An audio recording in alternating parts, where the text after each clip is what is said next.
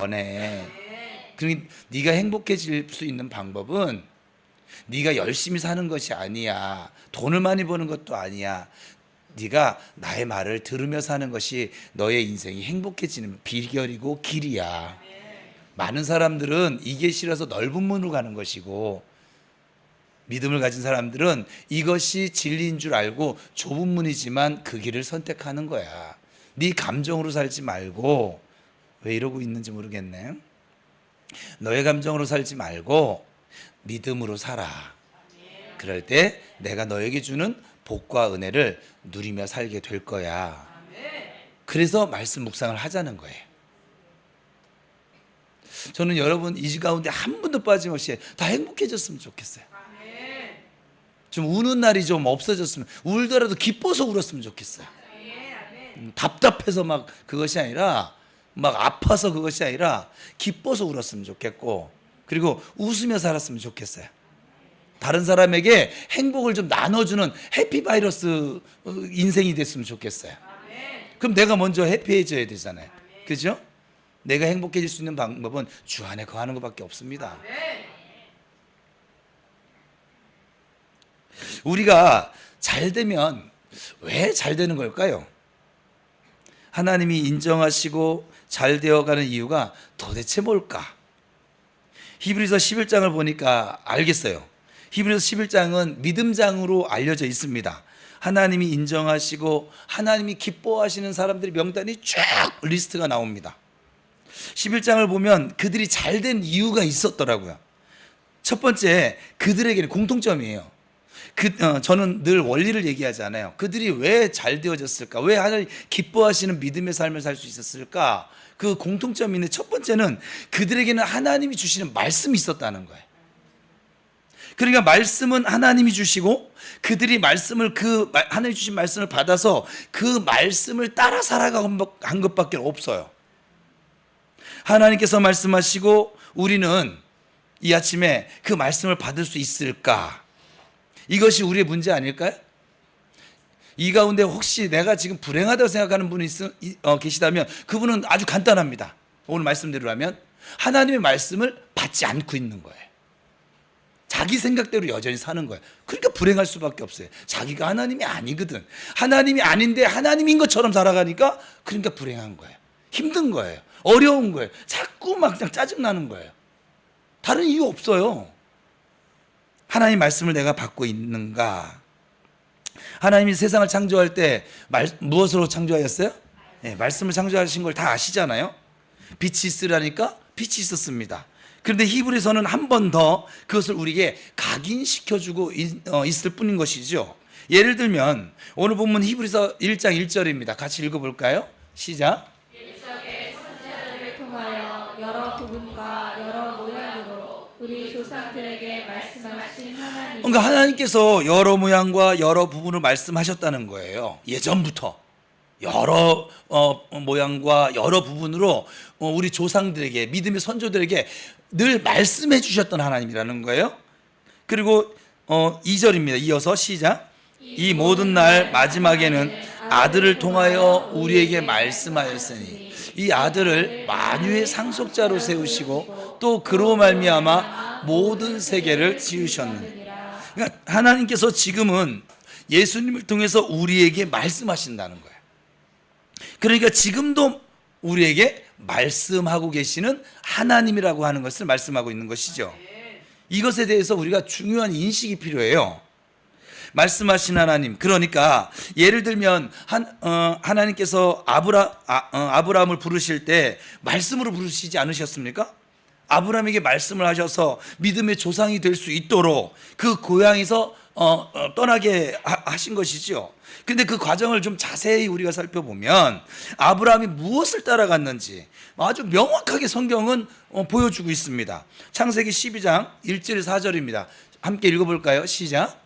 여호와께서 아브라함에게 이르시되 너는 너의 고향과 친척과 아버지의 집을 떠나 내가 네게 보여줄 땅으로 가라. 내가 너로 큰 민족을 이루고 내게 복을 주어 내 이름을 창대하게 하리니 너는 복이 될지라. 너를 축복하는 자에게는 내가 복을 내리고 너를 저주하는 자에게는 내가 저주하리니 땅의 모든 족속이 너를 말미암아 복을 얻을 것이라 하신지라. 이에 아브라함이 여호와의 말씀을 따라갔고 롯도 그와 함께 갔으며 아브라함이 하란을 떠날 때에 75세였더라. 아브라함이 여호와의 말씀을 따라갔고, 거기 앞에 이에가 있잖아요. 하나님께서 그 앞에까지 말씀하셨어요. 말씀을 듣고 나서 이에 아브라함이 여호와의 말씀을 따라갔고, 하나님의 말씀을 따라갔다는 거예요. 우리의 믿음의 조상인 그 아브라함이 다른 뭐 뛰어난 사람이 아니에요. 하나님의 말씀을 따라갔다는 거예요. 이것이 중요한 거 아니겠어요? 하나님이 아브라함에게 말씀을 주시고 아브라함이 그 말씀을 따라갔기 때문에 아브라함이 마침내 믿음의 조상, 복의 사람이 될 수 있었던 것이고, 지금 이게 수천 년이 지나갔는데도 여전히 이렇게 믿음의 후손들을 통해서 아브라함이라는 이름이 계속 외쳐지도록 주님께서 복을 주셨습니다. 우리의 삶이 잘 되려면 바로 무엇보다 이것이 필요한 것이죠.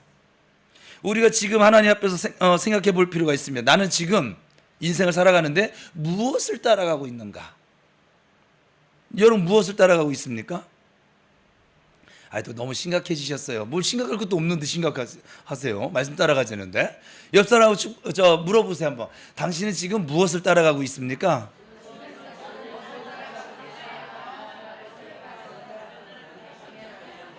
대답하는 사람이 한 명도 없네요. 다 묻기만 하네. 네. 사실 우리가 여러 가지 따라갈 수 있지 않겠습니까? 근데 우리가 살펴볼 것이 무엇이냐면 내 안에 하나님의 말씀이 있는가. 여러분 멀리 가지 마세요. 지난 일주일 동안 여러분이 살아가면서 하나님의 말씀이 이 마음판에 있었는가.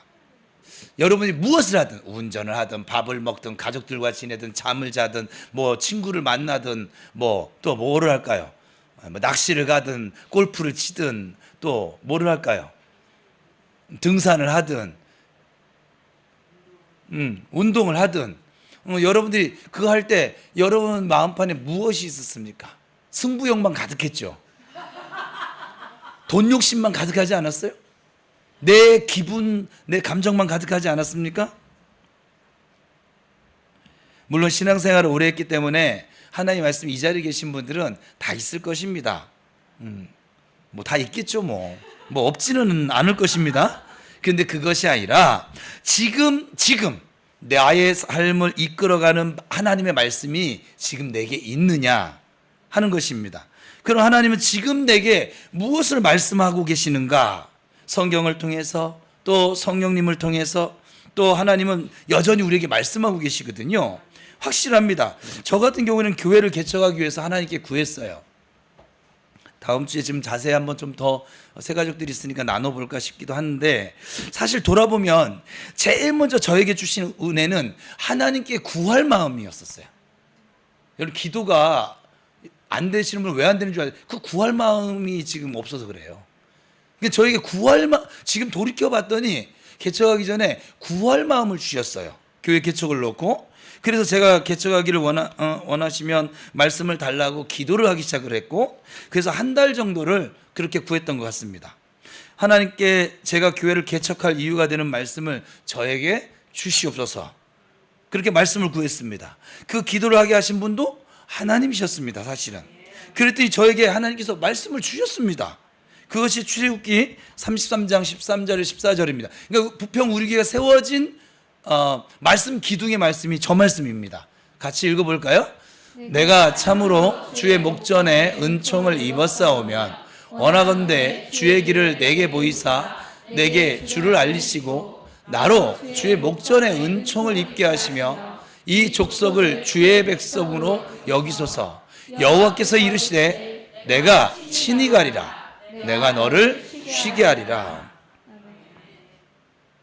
여기에서 저에게 읊조리기가 되었던 말씀은 여호와께서 이르시되 내가 친히 가리라. 내가 너를 쉬게 하려. 아니 개척할 말씀 달라고 했더니 쉬게 해준대요. 지금까지 쉬고 있잖아요. 전 지난주도 엄청나게 잘 쉬었어요. 엄청나게 잘 쉬어서 온몸이 다 아리백이 이랬는데 엄청나게 잘 쉬었어요. 그냥 주 안에서. 하나님 말씀을 받을 때 마음의 확신과 담대함의 은혜가 있었습니다. 그리고 진짜 뜨거움도 없지 않아 있었습니다. 근데 더 중요한 것은 이 은혜가 안 없어진다는 거예요. 제가 이 말씀을 받고 이제 개척할 것을 선포했고 담임 목사님에게 찾아가서 하나님이 저 개척하라고 합니다. 피식 웃으시더라고. 개척 준비는 뭐 한 거 있어? 없습니다. 돈이 하나도 없었거든요. 생기는 족족 다 써가지고 우리 교회 지금도 적금은 잘 안 해요. 그냥 하나님 주시는 것만큼 그 안에서. 그래서 우리 참 잘 누리며 살고 있잖아요. 그죠? 잘 먹어요. 잘 먹고 잘 누리고 이번 수련회 때 보세요. 잘 먹고 잘 누리고 잘 쉬고. 약간 저 말씀 때문에 그래요. 그냥 쉬게 해줄 거라 이 말이에요. 그래서 그렇게 개척한다고 선포를 했더니 제 주변에 있는 분들이 전부 다 만류를 하는 거예요. 제일 먼저 물어본 건 그래서 개척 자금 준비된 게 있냐? 개척할 멤버가 있냐? 둘 다 없었어요. 그랬더니 하지 마. 담임 목사님은 1년만 좀 더 여기서 고생해. 그러면 내가 좀 도와줄게. 근데 저는 하나님이 정 목사 개척해 이렇게 응답을 받았으니 제가 그 목사님 말씀을 들어야 돼요? 하나님 말씀을 들어야 돼요? 그 목사님이 나쁘다가 아니라 그 목사님은 현실적으로 얘기해 주신 것이고 하나님은 이미 내 앞길을 보고 얘기하시는 분이시고 내가 기도해서 응답을 받았으니 말씀을 해주셨으니 순종해야겠지요. 그래서 중간에 계속 옆에서 자꾸 이렇게 태클을 걸고 제 주변에 정 목사님 개척하면 잘 될 거예요. 하나님 도와줄 거예요. 한 사람 한 명도 없습니다. 정말 한 명도 없어요. 왜냐면 개척하는 게 그냥 돈 1,000만 원 가지고 되는 게 아니잖아요. 저희 사택도 얻어야지, 교회도 얻어야지, 그 보증금만 해도 그렇기도 하고, 또 매달 월세를 내야지. 그러니까는, 하여간, 그럼에도 불구하고, 한 달 동안 기도를 하는데, 자꾸 생각나고, 자꾸 또 이 말씀을 보게 되고, 묵상하게 되고, 또 살펴보게 되어졌습니다. 그래서 그때 알게 된 것이, 하나님께서 구할 마음을 주셔서 기도하게 하시더니 그 기도에 순종했더니 내게 말씀하시는 것이구나. 내게 주신 말씀이구나. 교회를 개척하라고 하는 말씀이구나. 맨 처음에 이걸 교회가 개척하라는 말씀을 듣진 않았죠. 앞으로 내 인생을 이렇게 이끌어 가시려나 보다 이랬는데 개척하라고 이 말씀을 주셨구나. 그걸 깨달았어요. 그래서 정말 이 말씀 붙들고 이제 돈은 하나도 없는데 사람도 없는데 예배당을 알아보러 저기 경기도 시흥, 제가 전도사 시절에 경기도 시흥에 나중에 개척하면 여기다 개척해야지 그런 꿈을 꾼 적이 있었어요. 처음 제 첫 사역지가 경기도 시흥이었는데 지금은 굉장히 많이 발전했잖아요. 제가 사역할 때만 해도 다 논이었거든요. 그래서 근데 그때 하나님이 그냥 그 교회에 섬기면서 기도를 하는데 꿈을 주신 거예요. 여기가 앞으로 발전될 것 같아요. 그때 땅을 샀어야 돼.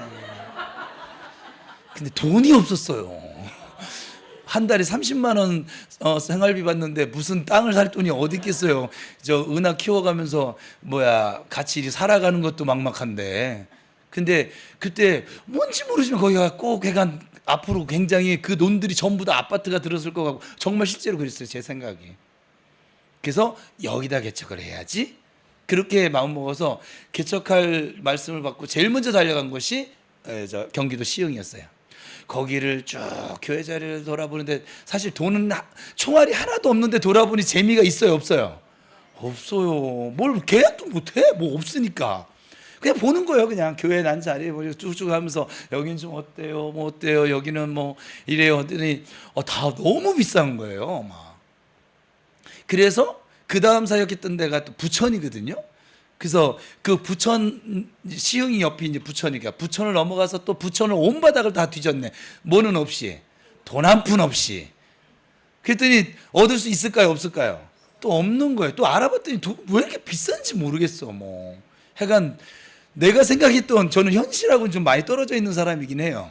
그러니까 내가 생각한 것보다 너무 돈이 많이 들어가는 거예요. 그래서 여기도 아닌 게벼. 그리고선 제가 일산에 있을 때 이렇게 월요일 날 쉬는 날마다 이렇게 시흥에 오고 한 2달 가까이 그랬나 봐요. 시흥을 오고 부천을 오고 그러다가 여기 인천을 오게 돼요. 저 인천을 한 번도 살아본 적도 없고 인천에 소망도 없고 인천에서 무슨 선한 것이 나겠냐 뭐 이런 생각. 죄송합니다 인천 시민 여러분. 저도 인천 시민이에요. 지금 16년째 17년째 막 그랬었거든요. 인천하면 막 약간 짜고, 제가 당구를 그 전에 잘 쳤다 그랬잖아요. 당구 치면은 아주 공통어가 있어요. 인천 사람 만나면 당구 치지 마. 짜. 거기 바닷가 옆에 사는지 약간 짜. 약간 막 이렇게 해서 사기 당구야. 막 이러면서 막 치지 말라고 했는데, 그래서 인천을 아닌데 하다가 도대체 제가 뭐 비싸기만 하고 되는 것도 없고 해서 건너오게 된 것이 인천이었어요. 인천 부계동에 근데 그 교회 갔는데 마음에 드는 거예요. 그 목사님도 마음에 들고 마음에 들어. 근데 뭐가 없어요? 돈이 없네. 마음에 들었어. 그래서 돌아가가지고 아버지 마음에 드는 걸 만났어요. 이 하나님 주신 게 맞죠? 맞다는 마음을 주시는 거예요. 그래서 이제 아버지 그럼 이제 계약을 해야 되니까 돈을 주세요. 그랬더니 500만 원을 주셨어요. 그래서 500만 원 가지고 거기에 2천만 원인데 보증금이 200만 원 계약금 걸고 계약을 했어요. 잔금은 생각도 안 하는 거야 지금 이제. 그리고 이제 사택을 또 구해야 되잖아요. 사택도 봤어요. 그 교회 주변으로. 거기 교회 이제 걸어갈 거리가 전 좋아서 지금은 좀 먼데 걸어갈 거리를 했더니 해간 반지하이긴 했지만 그래도 거기 괜찮아요. 집에서 교회에서 가까워. 그래서 그 나머지 300만 원 가지고 거기도 계약금을 걸어버렸어요. 둘 다 걸어버렸어요. 이제 잔금을 치르지 않으면 다 날아갈 돈이에요. 이제 계약을 했을까요? 안 했을까요? 한 달 후에 계약을 했는데 계약을 했다고 답을 얘기했구나. 계약을 했습니다. 하나님께서 이 모양 저 모양으로 계약하기 바로 직전까지 얼마나 다이나믹했는지 몰라요. 나중에 우리 저 정간사님이랑 같이 교회 자리 봤거든요. 저 친구가 저래 보여도 약간 나보고 그러대 뭐 세트라고 무슨 세트는 무슨 근데 같이 보러 갔는데 같이 보고 나가가지고 갔다 와가지고 내가 너무 태평스럽게 있으니까 돈은 하나도 안 구해졌는데 태평스럽게 있으니까 저 친구가 도대체 저 목사가 왜 저럴까 개척 못하겠다 계약금 날리겠다 아마 저 친구 조금 약간 그 당시 지금은 안 그런데 계산적이었거든요. 그래가지고 막 이랬었는데 나중에 계약 당일날 하나님께서 2천만 원이죠. 2천만 원을 보내주셔서 나머지 잔금 다 치르고 여기도 해간 뭐 치르고 해서 사택도 교회도 다. 근데 가봤더니 이제 강대상이 없잖아요. 아무것도 없었어요. 피아노도 없고 강대상도 없고 마이크도 없고 보면대 하나 놓고 그렇게 부평우리교회를 개척해서 시작을 했습니다. 지금 다음 주에 할 거 땡겨서 하고 있는 거예요 지금. 다음 주에 하려고 지금 준비해놨는데 그냥 이 친이가리라 이 말씀을 보니까 또 그때가 확 하나님 떠오르게 해주셔서 그렇게 부평우리교회가 시작되어져서 우리 가족들하고 처음 기타 하나 둘러매고 예배 시작한 것이 부평우리교회 이제 출발점이었어요. 그게 지금 16년 전에 2009년도 12월 28일 날 첫 예배를 드리고 거기서 송구영신 예배 드리고 일요일 첫 주 예배를 드리는데 사람이 왔어요. 등록을 했어요. 둘째 주 예배 드리는데 또 등록을 했어요. 피아노가 없어요. 마이크 여전히 없어요. 아무것도 없어요. 이들은 도대체 왜 왔는지 모르겠어요. 지금 생각해 보면 전도도 안 했어요. 뭐 전도할 생각 없어요. 그냥 막 집 이사하고 뭐 아무리 짐이 없어도 이사는 이사입니다. 그러고 했더니 없어요. 근데 와 못 들어. 셋째 주 갔더니 또 와요. 넷째 주 갔더니 또 와요. 그 2달 만에 20명이 넘었어요. 이게 근데 그렇게 되면서 이제 성도들이 그 정도 차니까 내가 육성이 크긴 하지만 그래도 뭐가 아버지 그래도 이게 하나님께 드리는 예배인데 좀 구색을 좀 갖췄으면 좋겠어요. 다른 거 육성으로 할 테니까 피아노는 좀 주세요. 그랬더니 저 성도 중에 한 분이 그래도 교회가 하는데 강대상은 있어야지 하고서 나무 강대상 요거 전까지 그걸 썼어요. 지금 10년 넘게 나무 원목 강대상을 그걸 저 헌금을 해주셔서 강대상을 샀어요. 강대상을 사고 나니까 뭐가 생각나요? 피아노가 있으면 좋겠어요. 사람 욕심이 끝이 없어요. 하나님 피아노도 좀 주세요. 근데 피아노를 달라고 기도해봤더니 피아노 칠 사람이 없네. 우리 사모가 피아노를 못 쳐요. 그래서 피아노 칠 사람이 없어요. 피아노를 오면 뭐 할 거야? 피아노 칠 사람이 없는데. 그래서 하나님 피아노 칠 사람까지 같이 보내줬더니 피아노 치는 옛날 제자가 마침 교회를 옮긴대. 결혼하기 위해서 교회를 옮긴대. 그 청년들이 많이 모이는 교회를 간대. 그래서 일로 와라. 큰 교회 간다고 결혼되어지는 게 아니야. 하나님이 짝을 주셔야 돼. 여기 오면 목사님이 아주 목숨 걸고 기도할게. 왔어요. 그 친구 결혼했을까요? 안 했을까요? 했습니다. 그래서 그 친구가 와서 또 그때 또 사람이 오면 또 뭐예요? 뭐 피아노가 있어야 또 치지. 피아노가 그때 이거 한 100만 원 동안 썼는데, 근데 그 100만 원을 또 누가 헌금을 해서 피아노와 사람이, 그래서 그때부터 이제 그래도 피아노 반주에 기타 치면서 그렇게 예배를 드리기 시작했죠. 그랬더니 또 이거 하니까는 어때요? 마이크가 있어야 되죠. 얘가 또 소리가 나니까 육성으로 하니까 또 안 되는 거예요. 하나님 마이크 주세요. 시스템 100만 원. 또 그래서 결국은 그렇게 갖춰져서 지금 오늘에 이르렀어요. 지금 이 사람들요, 종이로 악보 안 봐요. 뭐 아이패드인가 뭔가 나는 쓸 줄도 모르는 애 가지고서는 지금 전부 다 그냥 전자기기로 전부 다 지금 이렇게 쓰는 상태까지 왔습니다. 여러분, 내가 친히 가리라, 내가 너를 쉬게 하리라, 이 하나님 말씀 받을 때 정말 이 마음의 확신과 담대함을 주셨어요. 그리고 그래서 그 말씀을 읊조리면서 주님 앞에 기도할 때마다 하나님이 그때마다 채워주시고 사람 보내주시고 물질 채워주시고, 또 한 달에 월세가 77만 원이었습니다. 싸지 않았어요. 지금 제가 개척한다면 월세 50만 원 넘는 데를 구하지 않아요. 맨 처음 개척했을 때는 월세 내는 날이 정말 지금도 개척교회 목사님들이 그런 얘기를 하는데 왜 이렇게 한 달이 빨리 돌아오는지. 근데 월세 내지 않아도 한 달 빨리 오더라고요. 지금 벌써 8월입니다. 저 조금 있으면 이제 저희 이제 수련회 마치고 나면 내년 준비해야 됩니다. 2026년도 1년이 어떻게 지나가는지 모르겠어요 지금. 그죠? 감사의 달 시작했더니 벌써 8월 달이 왔어요. 8월 달 이제 올해 갈 것 같죠? 수련회 끝나면 8월 달 끝났습니다. 9월 달부터 총동원 전도주의를 할 거예요. 11월 그 첫째 주에. 그럼 2달 그냥 그러다가 쑥 지나가고 11월 달에 2026년도 목회 계획 세우러 갑니다. 올해 끝났습니다. 제가 이렇게 준비하다 보니까 그렇다 이 말이에요. 지금 우리가 해야 할 일은 그래서 여러분 무엇일까? 하나님 앞에서 구해야 하는 것입니다. 말씀을 구하는 것이에요. 성경이 이렇게 두껍습니다. 얼마 두껍습니까? 그죠? 이렇게 두껍습니다. 이렇게 두꺼운 성경을 통해서 하나님이 우리에게 말씀해 주시지 않을까요? 한번 여러분 주변에 선교사님이나 아니면 목사님이 계시면 한번 좀 살펴보세요. 그러면 그들에게 이런 간증들이 다 있어요. 그들이 선교 생활할 수 있었던 것, 또 목회자의 길을 포기하지 않고 지금 살 수 있었던 것은 하나님께서 말씀을 주셨다는 거예요.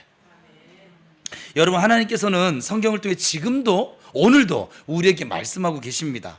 그 말씀을 내가 받기 시작할 때, 착하고 좋은 마음으로 받기 시작할 때 우리는 잘 되어질 것이고, 그리고 놀라운 은혜가 생겨지게 될 것입니다. 이것이 그들에게 나타난 잘 되어지는 첫 번째 이유였습니다. 오늘 우리 모두에게 하나님의 말씀이 들려지는 은혜가 있어서 잘 되어지는 인생 살아갈 수 있기를 주님의 이름으로 축원합니다. 두 번째, 그들이 잘 되어지는 그 공통점, 그 이유가 뭘까요? 그들에게 믿음이 있었습니다. 그러니까 말씀이 있었고 그 말씀을 믿는 믿음이 있었습니다. 그들은 하나님이 말씀을 주시면 그 말씀을 그대로 믿었던 거예요. 내 생각 집어넣지 않았던 거예요. 그리고 거기서 그친 것이 아니라 그 약속의 말씀을 분명히 하나님께서 이루실 것을 하고 확신했던 것입니다. 소망하고 확신했다. 분명히 약속의 말씀이 이루어진다. 옆 사람 축복하겠습니다. 하나님의 말씀은 반드시 이루어진다. 소망하며 삽시다. 그런데 여기서 우리는 흔히 열심인 사람들을 보며 참 대단한 믿음의 사람이다 막 이렇게 표현을 하잖아요. 그런데 사실은 사람들이 대단한 것이 아니라 하나님이 대단하셨던 것입니다. 보니까 하나님께서 믿을 수 있도록, 그 말씀이 믿어지도록 하나님께서 그들에게 은혜를 주셨던 것이더라고요. 예를 들면 아브라함을 75세 부르셨잖아요. 75세 불렀습니다. 100세 때 아들을 낳았습니다. 그리고 175세까지 산 인물입니다. 그럼 75세에 부르셔서 100세의 아들을 낳으면 25년 동안 한 명의 자식도 없었다는 얘기잖아요. 물론 중간에 이스마엘이 있지만 아브라함에게 첫 번째 하신 말씀은 창세기 12장 1절부터 2절에 보면 너를 통해서 큰 민족을 내가 이룰 거야, 이렇게 말씀하십니다. 지금 근데 아브라함이 만나고 있는 현실은 어때요? 자식이 한 명도 없는데 큰 민족을 이루시겠다는 말씀을 먼저 주셨어요. 아브라함은 그 약속의 말씀을 믿었습니다. 그런데 10년이 지나니까 어때요? 맨 처음 믿었거든요. 10년 지나니까 어때요? 그 믿음이 흔들려요. 그죠? 아니, 사실 우리는 10년은 고사하고 3년도 기다리지를 못합니다. 우리 군대 남자들이 가면 요즘은 3년이 아니었는데 예전에 3년 6개월 이렇게 군대 생활하면, 군대 가면 어때요? 유명한 말이잖아요. 여자친구가 고무신을 거꾸로 신습니다. 그렇죠? 3년을 못 기다리는 거예요. 거기도 조심해. 하여간 그러나 보통은 10년 주기가 오는 것 같아요. 강산이 변하는 시간, 더 이상 힘든 것, 더 이상은 힘들다는 거예요. 10년 지나면. 그래서 하나님께서 이제 자식을 주시 않으시려나 보다, 내 종이나, 엘리멜렉인데 내 종이나 나의 상속자가 되게 해야 되겠다라고 아브라함이 고백을 하게 됩니다. 믿음이 흔들린 거죠. 그때 하나님께서 그 마음을 아시고 아브라함을 집 밖으로 불러가요. 아브라함아, 일로 좀 나와봐. 그리고 말씀을 하십니다. 하늘 좀 쳐다봐봐. 별을 셀 수 있나 봐봐. 아브라함이 셀 수 없는데요. 하늘의 별처럼 내 자손을 많이 있게 해줄게. 또 바다의 모래처럼. 다시 하나님께서 그렇게 말씀하시자 아브라함이 이 말씀을 또다시 흔들렸던 믿음 붙잡고 믿었습니다. 하나님은 그것을 아브라함의 의로 여기셨다라고 성경은 표현하고 있습니다. 우리가 가만히 살펴보면 하나님께서 우리 연약감을 다 알고 계신 거예요, 사실은. 그래서 믿을 수 있는 환경을 주시고 또 말씀해 주시고, 흔들리면 또 말씀해 주시고, 또 흔들리면 또 은혜 주시고, 그 결국은 믿게 해 주시는 것이죠. 그래서 믿음은 하나님의 선물이라고 주님은 말씀하고 계십니다. 그래서 사실 바울의 고백처럼 우리의 모든 것이 다 하나님의 은혜인 것이에요. 말씀 주시고 그 말씀이 믿어지도록 믿음 주시고, 그리고 그 믿은 그 말씀대로 하나님께서 이루어 주시고, 그냥 우리는 뭐냐, 정말 편하게 쉬게 해주시는 거예요. 제가 요즘 목회하는 것이 쉽습니다. 굉장히 쉬워요. 속삭이는 성도 만나면 또 기쁘게 하는 성도를 만나면 뭐 상관이 없어요. 속삭이는 성도, 에휴, 저럴 때가 있지, 나도 그럴 때가 있었으니까. 그러다가 하나님이 그거 아세요? 또 하나님 또 믿음 주면 또 꼼짝 못해요. 믿어지는 걸 어떻게 하겠어요? 저 세상 사람들은 왜 저러고 있을까요? 또 교회 안에서도 믿음 없이 그냥 주일날 교회만 오시는 분들은 왜 그럴까요? 안 믿겨져서 그런 걸 부어. 그 앞에 있는 목사는 왜 이렇게 설교하고 있을까요? 믿어지니까. 간단해요. 저는 믿어지니까 이렇게 설교를 하는 것이고, 그들은 안 믿어지니까 그렇게 사는 거예요. 저는 믿음을 가지고 사니까 지금 믿음대로 지금 복을 누리며 살고 있는 것이고, 그들은 안 믿으니까 그러고 사는 거예요. 그냥 간단합니다. 저는 여러분이 모두 복과 은혜를 누리며 살기를 원합니다. 괜찮아요. 하나님이 여러분 아버지세요. 여러분들이 하나님과 약속을 어기지, 하나님이 여러분과 약속을 하신 것을 어기지 않으십니다. 제 자식인 우리 애들에게도, 이 못난 애비도 이 애들에게 약속한 건 제가 다 지키며 살아요. 내가 하기 싫어도 지켜줘요. 약속한 건. 내 입 밖에서 나가서 약속이야 이러면, 그래서 우리 집사람이 저한테 이제 경고를 날렸어요. 뭐냐면, 애들 앞에서 함부로 약속하지 마세요.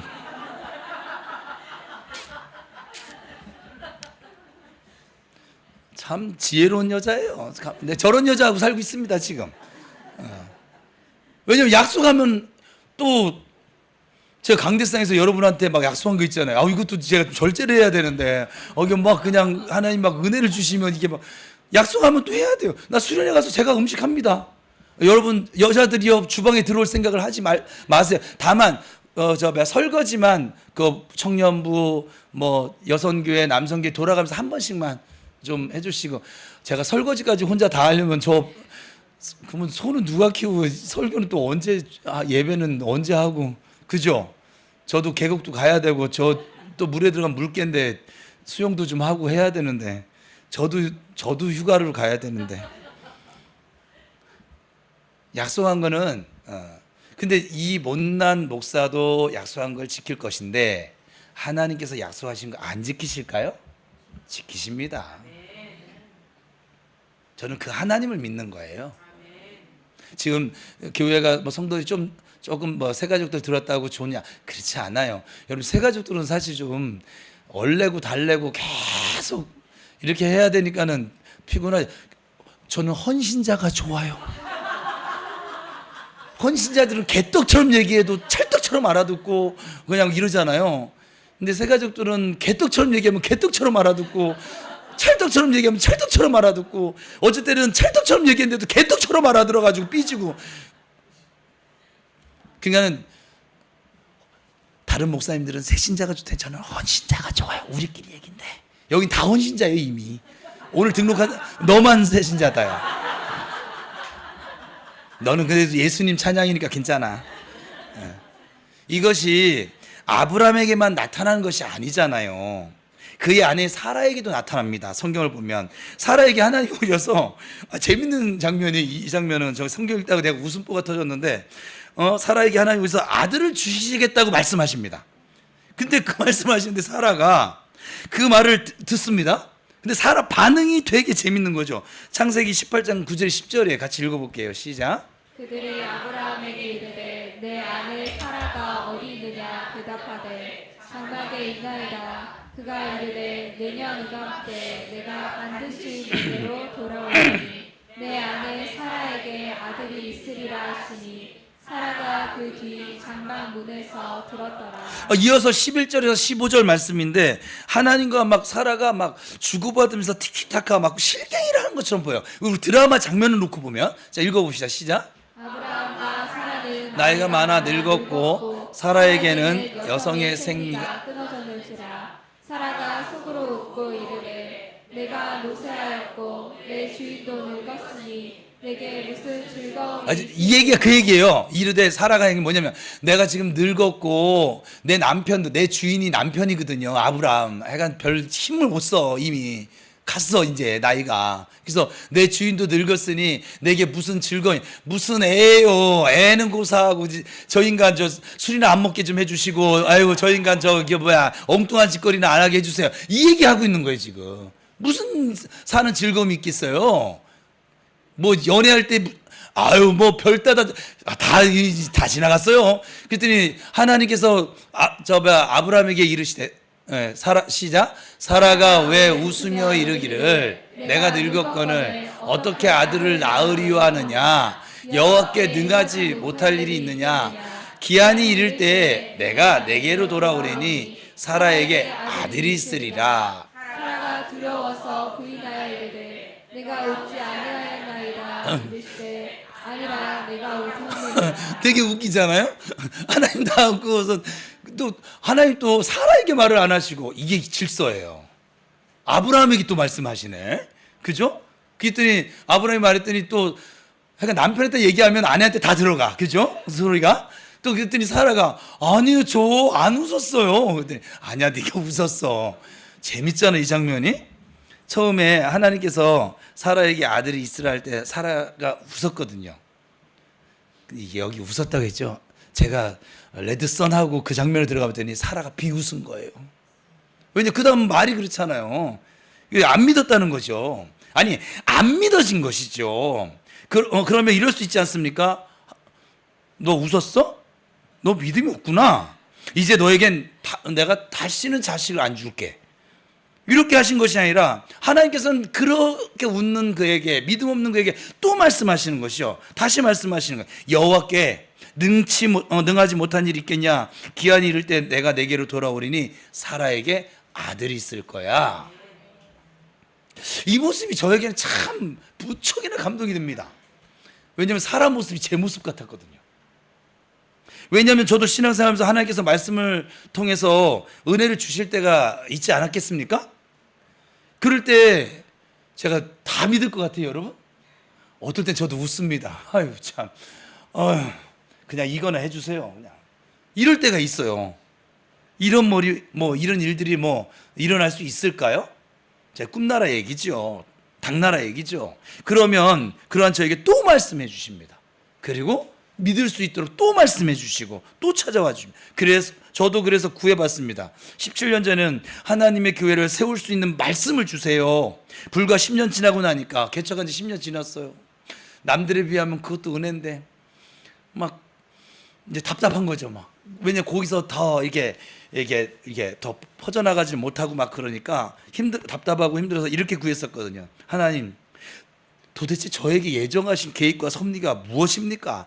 이게 좋은 믿음의 말이 아니에요. 그때 개척 준비할 때 주셨던 말씀을 하나님께서 다시 떠오르게 하셔서 약속의 말씀을 붙잡고, 저 출애굽기 33장 말씀을 붙들고 우리 교인들과 다시 함께 설교하게 하셨어요. 그래서 다음 주에 다시 한번 할까 했는데 오늘 다 해버려서 다음 주에 안 할 거예요.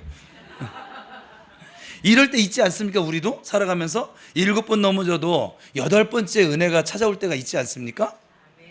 그래서 우리가 하나님의 은혜로 마침내의 삶을 살아가고 온전한 성도로 세워질 수 있는 것이지요.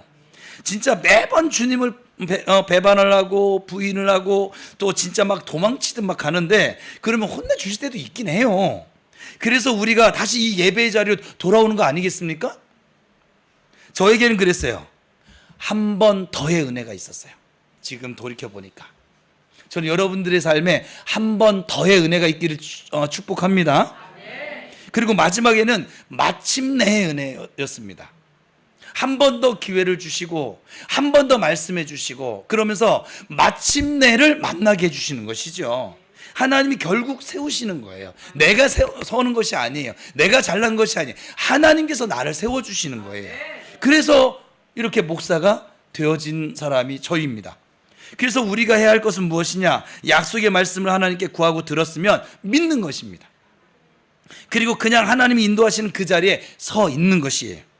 하나님을 떠나지 않고 교회를 떠나지 않고 하나님 나에게 맡기신 사명을 우리가 떠나지만 않을 수 있다면 하나님께서는 마침내 그 말씀을 이루시고야 마십니다. 진짜 약속하신 것을 하나님께서 이루어 주십니다. 우리가 무엇을 얼마나 순종을 해서 주님께 영광 돌리면서 할 수 있을까요? 그러나 마침내 주님께서 그 일을 나타내시고 이루게 하시는 것을 우리가 보게 되어지는 것이지요. 귀로 듣던 하나님을 마침내 눈으로 지금 보게 되어집니다. 내가 주님 곁을 떠나지만 않는다면 그렇게 되어질 것입니다. 그래서 하나님의 사람들에게는 하나님 주신 은혜가 계속 있는 것이에요. 그들은 그것을 붙잡는 것이에요. 잘 되어지는 사람은 이 말씀을 붙잡는 거예요. 믿음으로 하나님이 이루실 것이다, 약속의 말씀이 이루어진다. 한번 외쳐봅시다. 시작. 하나님이 이루실 것이다, 약속의 말씀이 이루어진다. 이 믿음으로 살았던 인물들인 거죠. 이것이 험준한 오늘 살아가는 우리에게 가장 필요한 거 아닐까요? 이것이 그들이 나타난 잘 되어지는 두 번째 이유였습니다. 오늘 우리 모두에게 들려진 이 하나님의 말씀이 믿어지는 은혜가 있어서 잘 되어지는 인생 살아갈 수 있기를 주님의 이름으로 축원합니다.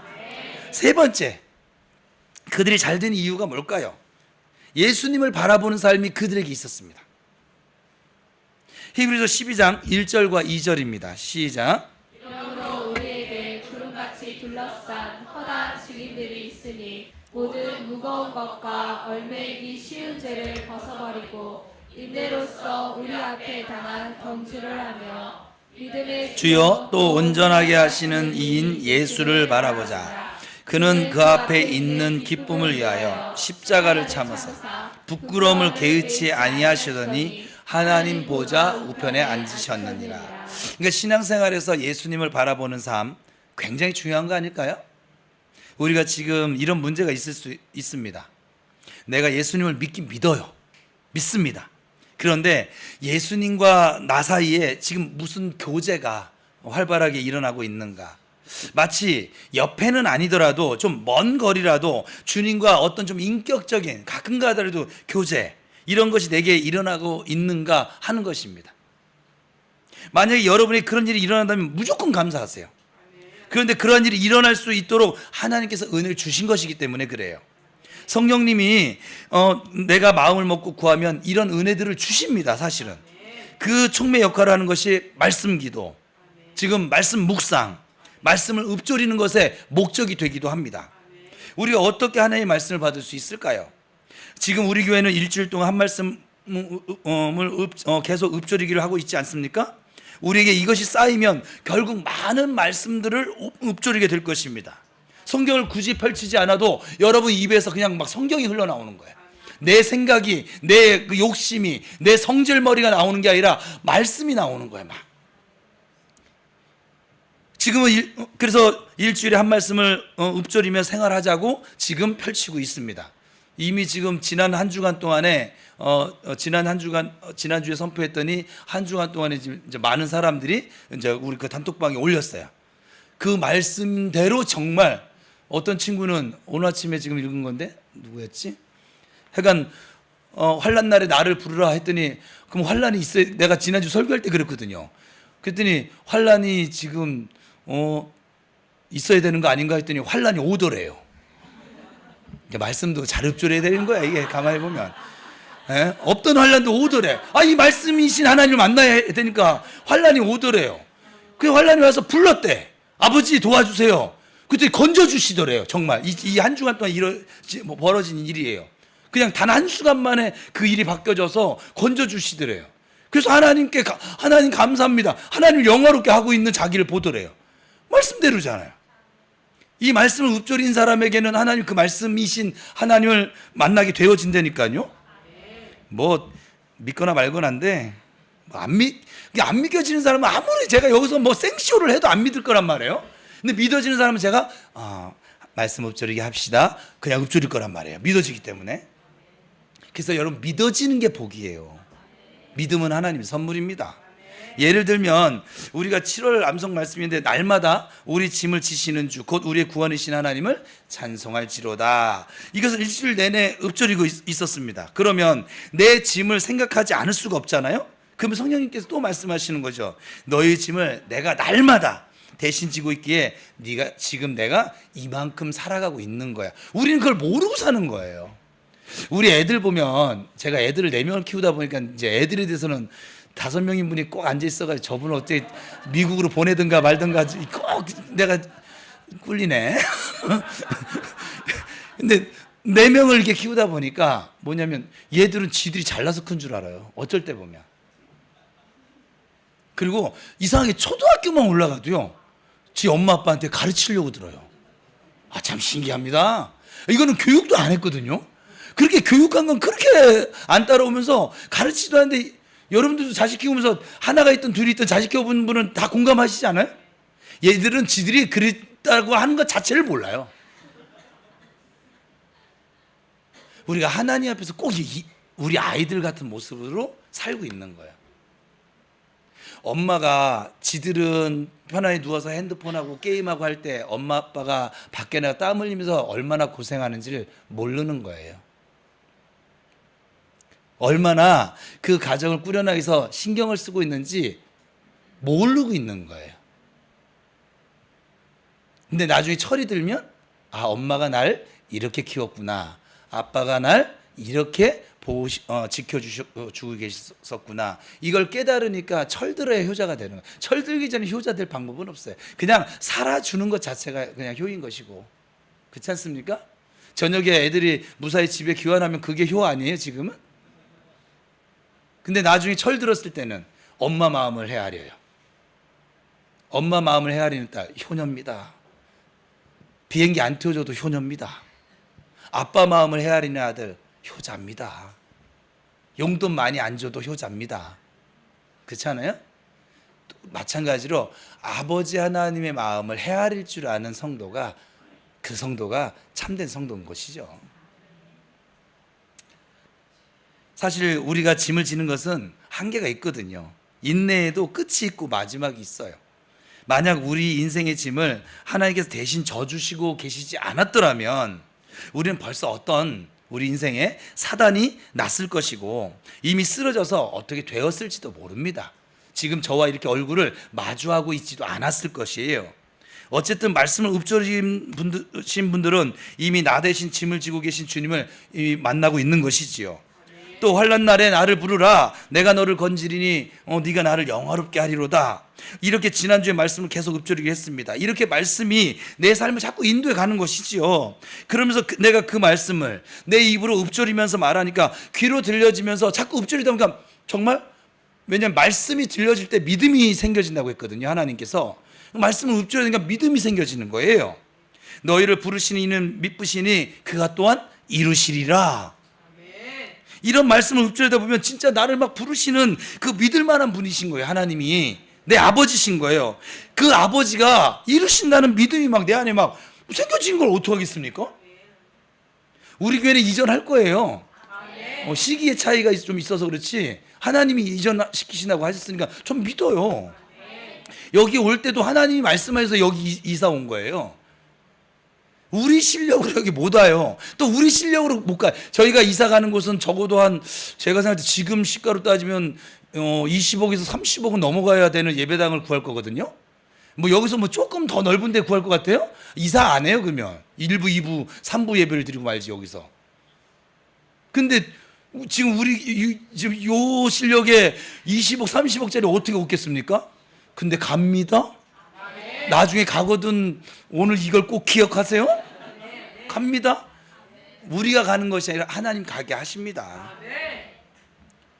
또 너희 염려를 다 주께 맡겨라 그가 또한 너희를 돌보시리라. 이렇게 자꾸 우리가 말씀 앞에 엎드리게 되면 경험이 되어지고 또 믿음이 생겨지는 거죠. 확신이 생겨지는 거죠. 왜요? 믿음은 들음에서 나고 들음은 그리스도의 말씀으로 말미암기 때문이죠. 그러면서 우리에게 어떤 일이 벌어질까요? 믿음의 주요 온전케 하시는 예수를 바라보게 되어지는 일이 역사가 나타나지는 것이죠. 우리가 변화되어진 거예요. 어느샌가 저는 예수님 바라보면서 그분과의 교제가 이 말씀을 통해서 인격적인 교제가 일어나고 있습니다. 저만 그런 것이 아니죠. 말씀 앞에 엎드리는 분들은 모두 크고 작게 다 이것을 경험하고 삽니다.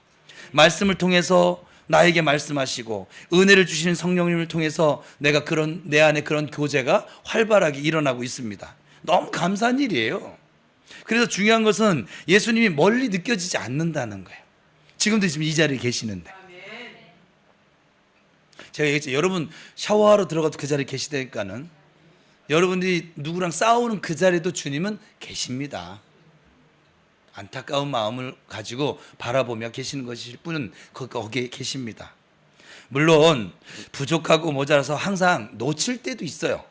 그럼에도 불구하고 예수님의 인도함을 받길 소망하는 마음이 생겨지는 것이죠. 그리고 예수님께서 내 마음의 구주가 되어져서 나의 인도자가 된다는 것이 확실하게 고백이 되어집니다. 마침내 예수님을 천국을 소망하는 삶이 되더라 이 말입니다.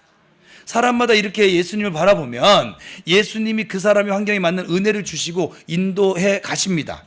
그래서 말씀을 읊조리는 것이 우리에게 너무 귀한 거예요. 암송하라는 것이 아니에요. 암송 못해도 된다니까요. 그래서 한 말씀을 온전히 끝까지 한 절을 이렇게 암송하는 것도 중요하지만 그냥 입에서 툭툭 그냥 튀어나오게 하는 것이죠. 날마다 우리 짐을 지시는 주, 저 같은 경우는 날마다 나의 짐을 지시는 주, 나의 구원이신 하나님을 찬송합니다. 환난 날에 나를 부르라 내가 너를 건지리니 네가 나를 영화롭게 할 거야. 꼭 성경 그대로 안 그거 다 어려우면 환난 날에 나를 불러 이것만 기억해 보세요.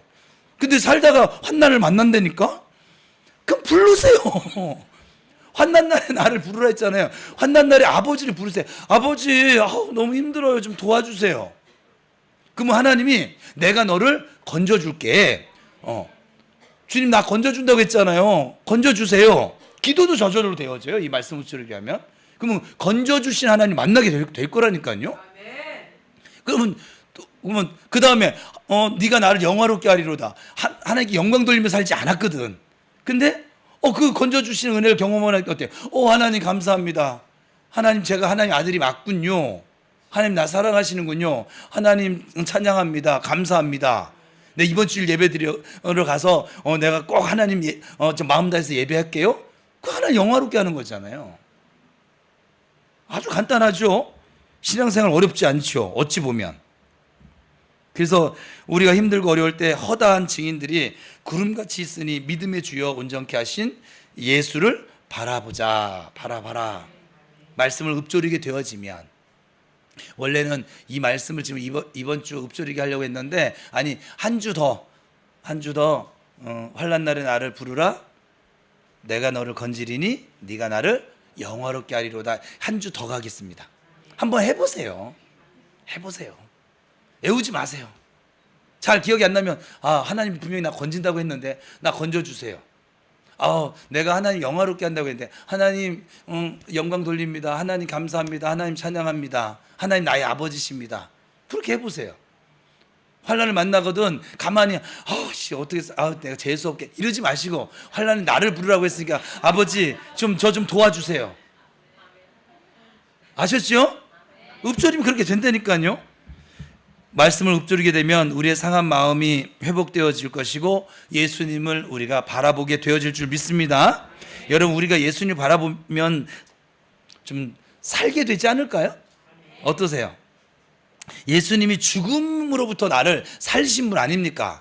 저 지옥에 갈 영혼을 천국으로 인도해 가고 계시지 않습니까? 그 예수님이 지금 성령님을 오셔서 내 안에 계시고 지금 내 옆에 함께 동행하고 계시지 않습니까? 이걸 내가 말씀 가운데 인식하는 순간 이제 살아가는데 두려움이 없는 거예요, 사실은. 이것이 그들에게 나타난 잘 되어지는 세 번째 이유였습니다. 우리 모두 믿음의 주여 온전케 하시는 예수를 바라봄으로 잘 되어지는 복된 인생 되기를 주님의 이름으로 축원합니다. 말씀을 정리하겠습니다. 그들이 잘 된 이유가 뭘까요? 어찌 보면 우리가 살아가면서 안 된 이유를 찾기보다는 잘 된 이유를 찾아가는 것이 훨씬 더 우리에게 좋으며 또 그것이 맞습니다. 안 된 것도 우리가 살펴봐야 하지만 잘 된 이유가 우리를 지금 우리가 만나고 있는 문제들로부터 벗어날 수 있도록 만들어 주니까. 첫 번째 잘 된 이유는 말씀이 있었다는 거예요, 그들에게. 그래서 성도는 말씀을 받으셔야만 합니다. 그것도 지금 어제 8월 암송 말씀처럼 착하고 좋은 마음으로 받으셔야만 합니다. 말씀을 들을 때, 그래서 여러분 보세요. 사람 사이의 관계도 그렇잖아요. 다른 사람이 나한테 말을 해주는데 내가 다른 사람에게 말을 하는데 저 사람이 착하고 좋은 마음으로 받아들이고 있는 걸 알아요, 몰라요? 그러면 어떻게 해요? 잘해주고 싶지 않아요? 착하고 좋은 마음으로 받아들이고 있는데 저런 못된 것, 뭐 이런 마음 드세요? 그 사람은 정신 이상자일 것 같아요, 지금. 그러면 여러분, 다른 사람도 똑같은 거잖아요. 다른 사람이 내게 말을 할 때 내가 착하고 좋은 마음으로 들어주면 어떨까요? 더군다나 하나님께서 내게 복으로 은혜를 주시는 말씀이니 착하고 좋은 마음으로 그걸 들어주면 어떻게 될까요? 30배, 60배, 100배 결실을 맺게 될 줄 믿습니다. 두 번째, 특별히 한 말씀이 레마로 느껴지고 오게 되어지죠. 안 없어지는 말씀. 여러분 이렇게 들어도 이게 길 가다가 안 없어지고 생각나는 말씀이 있어요. 그거예요. 그게 레마예요. 그걸 읊조리라고요. 그걸. 지금 오늘 설교 중에 여러 말씀 나왔죠. 8월 암송 말씀 주어졌죠. 어제 토요 기도의 말씀 주어졌죠. 그 중에 막 안 사라진 거 있잖아요. 일단 기본 텍스트는 환난 날에 나를 부르라야. 근데 환난을 만나세요.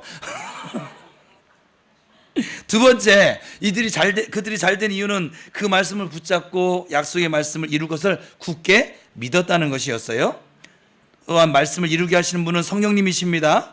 계속 우리에게 은혜 주셔서 결코 잃어버리지 않고 결국 우리를 세워주십니다. 우리가 떠나지만 않으면 됩니다. 주님을 떠나지 않고 사명의 자리를 떠나지 않고 하나님의 공동체를 떠나지 않으시면 됩니다. 세 번째 잘 되는 이유는 뭐라고 했어요? 믿음의 주요 온전케 하시는 예수를 바라보라는 것이었어요. 예수님을 바라보고 그분의 인도하심을 받기 시작하면 잘 될 수밖에 없고 잘 되어질 수밖에 없습니다. 안 되는 것이 기적 같은 삶이 되겠죠. 오늘 말씀을 받고 믿으며 예수님을 바라보는 성도들에게 하나님께서 말씀 그대로 이루어 주실 줄로 믿습니다. 여러분, 이 소망하는 믿음으로 서로 사랑하며 살아가시며 하나님의 은혜와 평강이 이 무더위에 여전히 넘쳐나시길 주님의 이름으로 축원합니다. 기도하겠습니다.